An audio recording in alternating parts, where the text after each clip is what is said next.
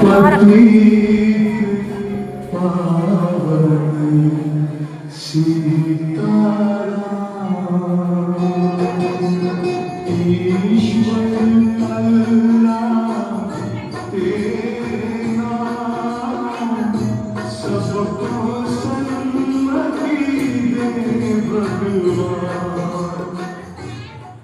बेटा राम, बेटा राम, राम, उठो राम।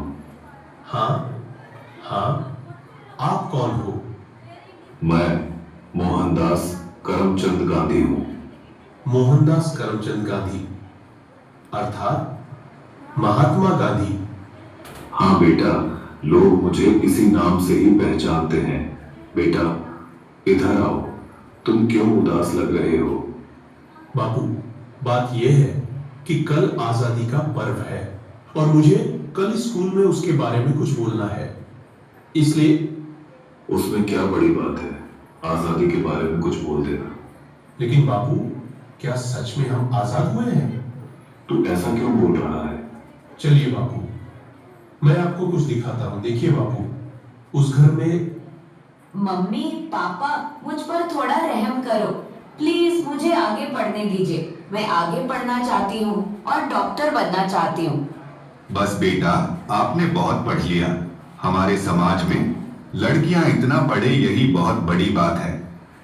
पढ़ना लिखना छोड़ो और अपनी शादी के बारे में सोचो। क्या मुझे पढ़ने लिखने की और मेरे सपने पूरे करने की भी आजादी नहीं मिलेगी? आइए बापू, उस घर में भी देखते हैं। मेहरबानी करके आप यह व्यसन छोड़ दो और घर में भी ध्यान दिया करो। अब हमारे घर में खाने के लिए अनाज का दाना भी नहीं है। वह सब कुछ मुझे नहीं पता, बस मुझे पैसे दो। मेरा शरीर कांप रहा है और दिमाग काम नहीं कर रहा है। अब जल्दी पैसे दो, मुझे देर हो रही है। नहीं, यह पैसे मैं नहीं दूंगी। ये तो बच्चों की किताबें लेने के लिए रखे हैं। चुपचाप मुझे पैसे दो और यहाँ से हटो, मुझे जाने दो। हे ईश्वर, मेरे पति की इस व्यसन की आदत से मुझे कब आजादी मिलेगी? बापू, और आगे चलिए, मैं आपको एक रिश्वतखोर अधिकारी बताता हूं। साहब, कई दिनों से मैं आपकी ऑफिस के चक्कर लगा रहा हूं। अब तो मेहरबानी करके मेरा काम कर दीजिए। अरे भाई, कितनी बार बोलूं तुझे, तेरा काम बहुत कठिन है और बड़े साहब मना कर रहे हैं। तुझे जो समझाया है ऐसे करो ना भाई। लेकिन साहब, मेरे सभी कागज ठीक है और मैं अपना हक पाने का हकदार हूं, तो मैं रिश्वत क्यों दूं? तब तो सत्यवादी हरिश्चंद्र बनकर तुम्हारी सब फाइलों को लेकर इधर उधर फिरते रहो, जाओ, तुम्हारा काम नहीं होगा। हे ईश्वर, हमारे जैसे ईमानदार लोगों को ऐसे रिश्वतखोर अधिकारियों से कब आजादी मिलेगी? चलो बापू आगे। अरे भैया, ठीक से तोल माप किया करो। गेहूं और चावल तो मिले, पर दूसरी चीज कहां पर है? अरे भैया, आपको जल्दी आना चाहिए ना।